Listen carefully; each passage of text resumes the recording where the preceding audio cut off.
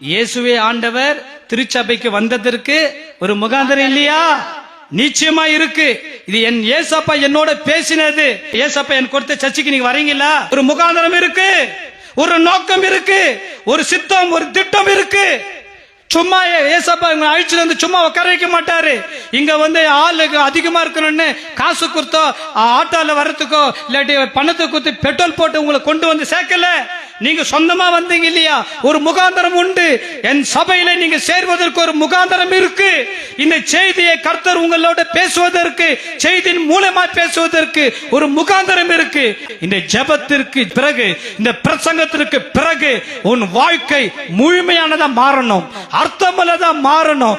கர்த்தருக்காக நீ எழும்பணும், கர்த்தருக்காக நீ பிரகாசிக்கணும். சின்ன சின்ன காரியத்திற்காக கர்த்தர் உன்னை அழைக்கல. நீ பெரிய காரியங்களை செய்ய, பெரிய தெய்வத்தாலே நீ அழைக்கப்பட்டவன். நீ கர்த்தருக்காக அரிய பெரிய காரியங்களை செய்யவே அந்த பெரிய தேவன் உன்னை வேறு பிரித்து தன் சொந்த ரத்தத்தை சிந்தி தன் மேலிருந்த அபிஷேகத்தையே உனக்கு கொடுத்திருக்கிறார்.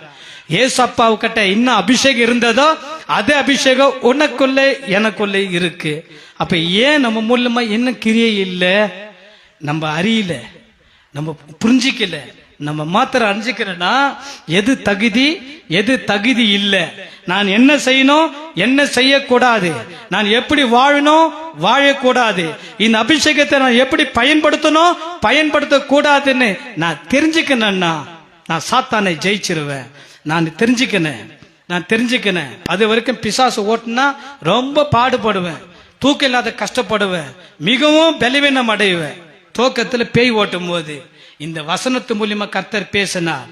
அவைகள் ஒன்று சேதப்படுத்தாதுன்னு வசனம் அப்படித்தானே இருக்கு. நீ என்ன பண்ற? சோர்ந்து போய் முடங்கின்னு இருக்கிற. நீ உனக்கு எரிச்சல் வருது, கோபம் வருது. ஏன்னா பிசாசு ஓட்டு வந்தா எனக்கு அவ்வளவு எஃபெக்ட் ஆகும். சாப்பாடு இறங்கல, சரியா சாப்பிடல, நைட்டு தூக்கம் வர மாட்டேன் இருக்கு. ஏன் சொல்லு? பிசாசு ஓட்டுனதுனால சொல்றியே.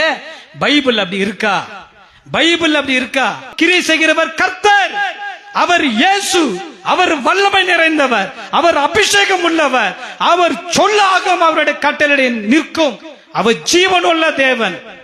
நமக்கு விரோதமா ஒரு பாலை எழும்பினாலும் நானும் நீ பயப்படக்கூடாது. காரணம் எல்லாரை காட்டிலும் நமக்குள் இருக்கிற இயேசு பெரியவர்.